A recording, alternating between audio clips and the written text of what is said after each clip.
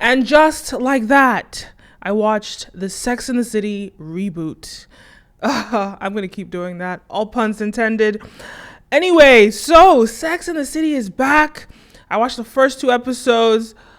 I just found myself excited. I think I started like screaming when the theme, like, it didn't fully play the theme song, but the theme music was playing in the background at the beginning. I just got so excited, so elated. And I just want to talk about it. Let's talk about it. Sex and the City. It was just so great to see these characters back.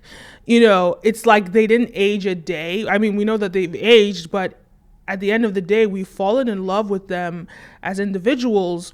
And I was so sad to see that Samantha was gone. I really missed her. She's definitely missed. But one thing that I will say is that the way that they wrote her off was pretty good. It was a little bit disappointing that she wouldn't even come. Oh, spoiler alert.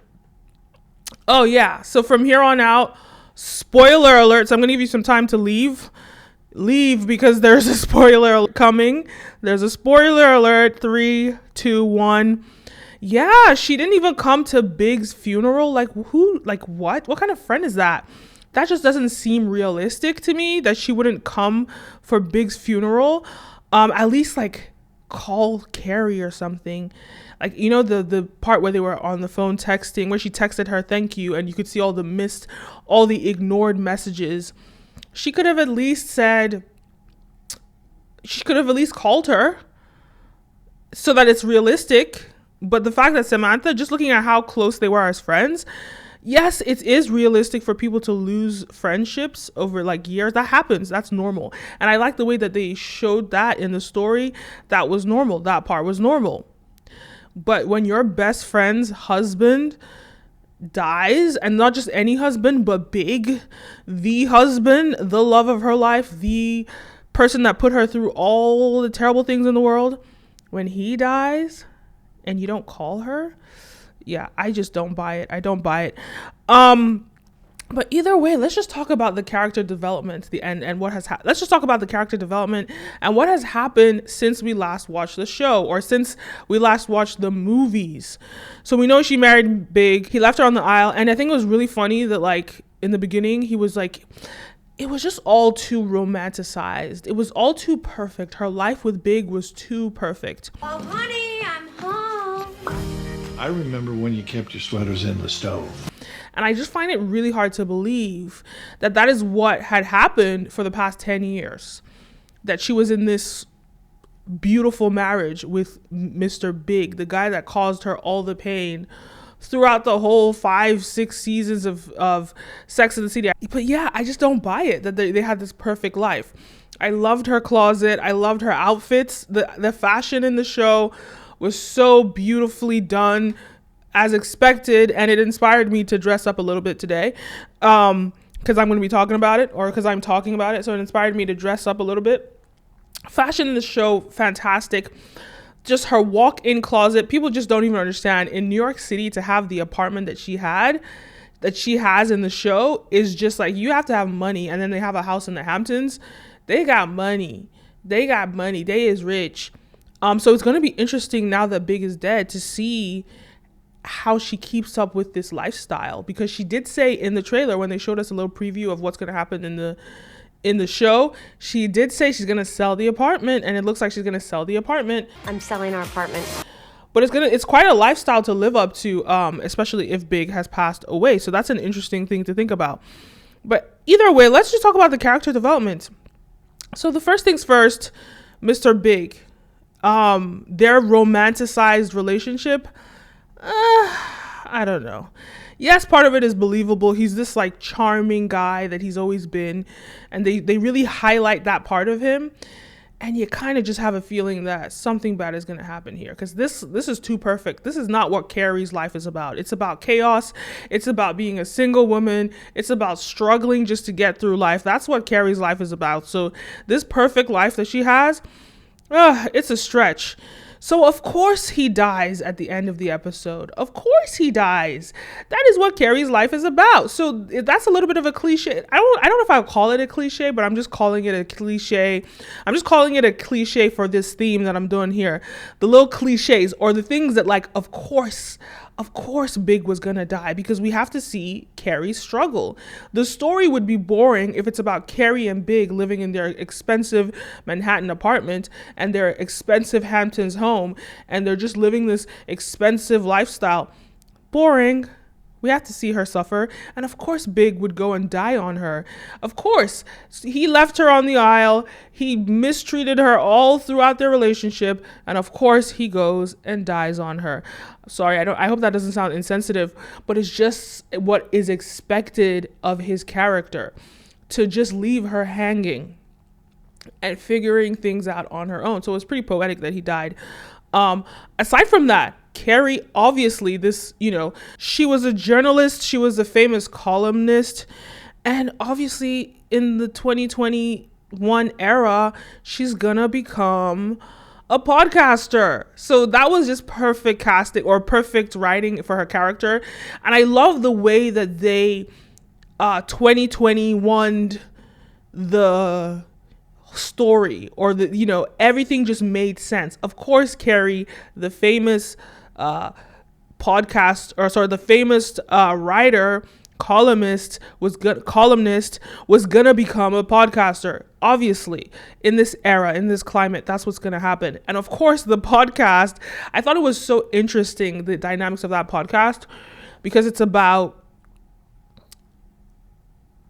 I mean, obviously, when you think about Sex and the City, the show Sex and the City, it was about sex back then. And back then, it was about a single woman living in New York City. And that made sense back then, right? That was something that was new age, to hear from that voice of this single woman, unmarried, living this independent lifestyle, in New York City. Back then in 1998, when that came out, she was like, whoa, you're doing something different. And she's talking about sexuality. I won't say she wasn't going into too much depth in her writing about sexual or about sex, but she was talking about sexuality back then. And that was the representation that was allowed to get airtime. But now it's 2021. The climate is different. When you're talking about sexuality, you're not just going to talk about sexuality on its own. Of course, you're going to talk about gender. Of course, you're going to talk about all the things of this era. So it was just so fitting. So I really want to just give a nod to the writers of the show creator of this spinoff, because they really served these characters right, and they really served the story right. So now in 2021, they're not going to just do a podcast about Sex in the City. That's boring. That's been done. That was 20 plus years ago. It's 2021 now. We're going to talk about gender. We're going to talk about, and I love also how they had representation on the show. They had a straight guy, but the straight guy was, an Asian American guy. They have I think she was non-binary. She listed all her labels. What was her name? Shay Diaz in the show. So very fitting that they had somebody represent, because you don't have that on mainstream television. You don't really have that kind of representation. And then of course, Carrie Bradshaw representing the cisgender, white female, married woman. So looking at sexuality from those different contexts, that's a great podcast. And funny enough, I would actually listen to that, because you don't really see diversity like that married that well in podcasts. And hearing from those different perspectives, you don't really see that, or those different types of perspective dynamics in one room, having a conversation, having a discussion together. So that just makes for a melting pot of just interesting conversations, interesting dynamics, interesting perspectives, etc. Very, very great casting in that, and very great storytelling or story development in that. So that's Carrie. That's Carrie on one side. Then let's move on to Charlotte.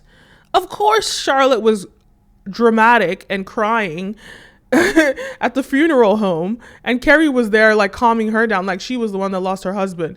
It was so Charlotte. And I just love that they served the characters right, accurately. It was watching the episodes was seeing your missed friends, the friends that you haven't seen in 20, I don't know, not 20 years, but whenever last the 10 almost over 11 years ago is the last time they made the Sex and the City. Wow.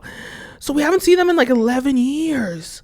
And finally we get to see them again, and they're being exactly who we know them to be. And that just shows how the writers really served this character. They stay true to the character development, and I have to say it's an HBO show, so you're gonna get the best of that, best of storytelling, best of character development, best of all of that, and they really served us in this way. But before we get into that, don't forget to like, follow, subscribe, all of the above. It really pushes this video out in the algorithm and encourages me to make more videos. This video is brought to you by Brand Video Pro. We help brands and influencers scale their influence and sales, so if that is of interest to you, head on over to our website, click the link down below, and find out how we can help you. And of course, Charlotte's daughter is an amazing pianist. Like, what do you, of course she's gonna have a daughter that is just exquisite, and then she forces all her friends to watch her daughter perform at her recital. That is so Charlotte. It's so Charlotte. So but I thought what was interesting and different was that she had another daughter, which I'm assuming is their biological child. And she's like the complete opposite of Charlotte. She's a tomboy. She's just the complete opposite of the type of daughter you would expect Charlotte to have. Who Charlotte is just pretty pink princess, happy, emotional, and all of that. And her daughter is just the complete opposite. And that just creates a very interesting dynamic, parent-daughter dynamic for the show to explore. Really, really great character development and character pairings, I would say. So it's really interesting to see that. So she sees, her Asian daughter, which is killing it, being the best daughter that Charlotte could ever want. And then this other daughter, who's her biological daughter, being the complete opposite of Charlotte. And that conflict is going to be very interesting. So that's Charlotte, obviously. And then Miranda living a very interesting life. She quit her job. She quit her job as a lawyer. She's now going back to law school or doing some master's in law something. And she makes a fool out of herself in the first class. And it's so telling, like, because we've never seen these women. What do you think about Sex and the City? Back in the day when it was out, they were pioneers in their own right. They had to stand up to men and sexism and all the things that white women in society have to stand up to. But we never saw the other perspective, the perspective of white privilege. Because the way the media was back then, it only highlighted white people. And so therefore, we saw the disadvantages that women have in society. We still see it today. But even with that, the idea of white privilege, and white women are still on the higher end of the spectrum or of the ladder. They're just under white men, right?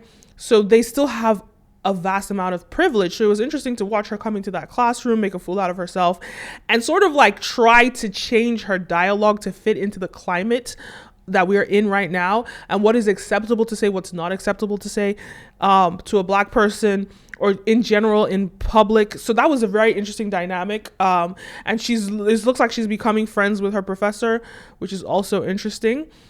And her professor clearly doesn't want to be her friend. What I really do enjoy also is the lack of tokenism in this show. We're seeing proper representation. So there isn't just one Black female friend in the show. Now there are two. And there's one Latina. So that's representation. And then we have the Asian guy. And then we have the Asian daughter. So we're seeing representation, with all these new characters. And then we have the gay couple, Stanford and Anthony. We have them. Obviously, they were going to be a couple. It's so cute because that is Charlotte's best friend and Carrie's best friend. And now they end up together. So it's really adorable that they end up together. And they're they both nag at each other. They both complain.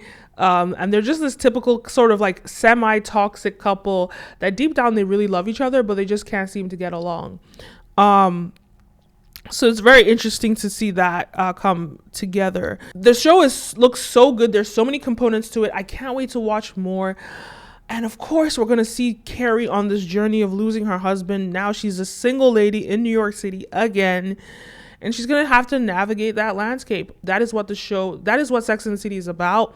So that's what Just Like That and Just Like That should be about. Nobody wants to see, this boring married couple, her and Mr. Big, in this wonderful relation. No one wants to see that from Carrie. We want to see her struggle. We want to see her figure out life. And we want to see this new dynamic. One thing that I will say that I really enjoy about this is the fact that not only did they renew the show, these women are, middle aged, they're in their 50s, mid 50s, and who cares?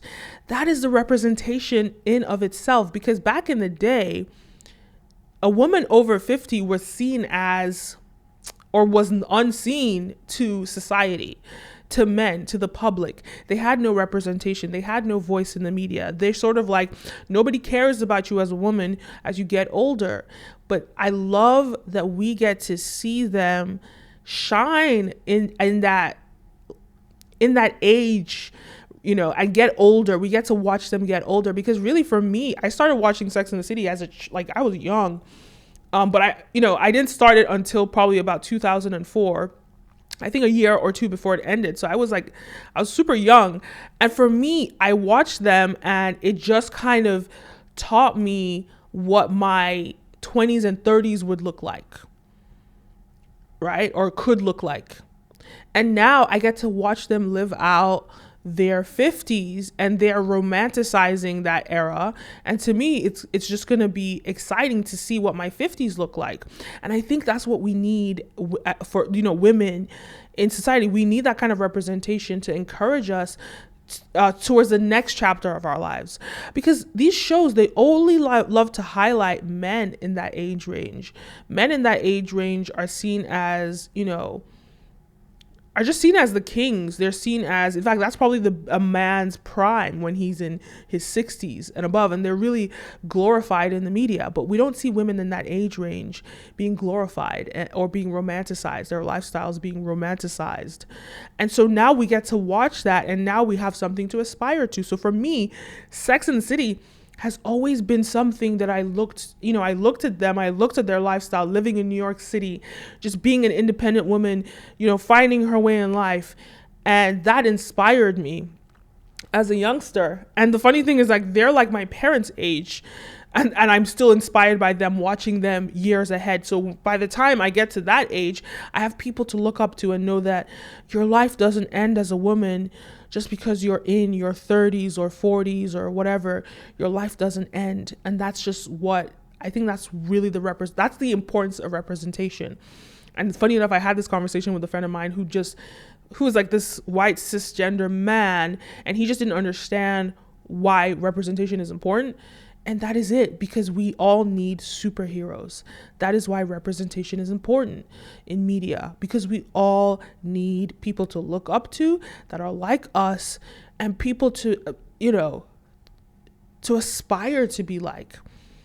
We all need representation. And now we get to see women in their, middle-aged women. Now we get to see women in their 50s moving into their 60s, and we get to romanticize that. We get to look forward to those years of our lives and know that our life is not going to end just because you're 50, like the media would have told us 20, 30 years ago. Life could just be beginning. When we look at that with Carrie, her life has just started again. She has to start everything all over again. And that is showing us, is kind of renewing us, or understanding that life isn't this sort of like, as when you're young, you just think, oh man, when you're in your 40s, you're old, or you think some crazy stuff like that. But just knowing that like your life could start again at 60, it could start again at 70, it could start again at 80. And just knowing that life is it's short, but it's still quite long. And just enjoy each day as they come. Anyway, those are my thoughts. Let me know your thoughts. Leave a comment down below. Don't forget to like, follow, subscribe, all the above. My name is Kenim, and see you next time. A peace.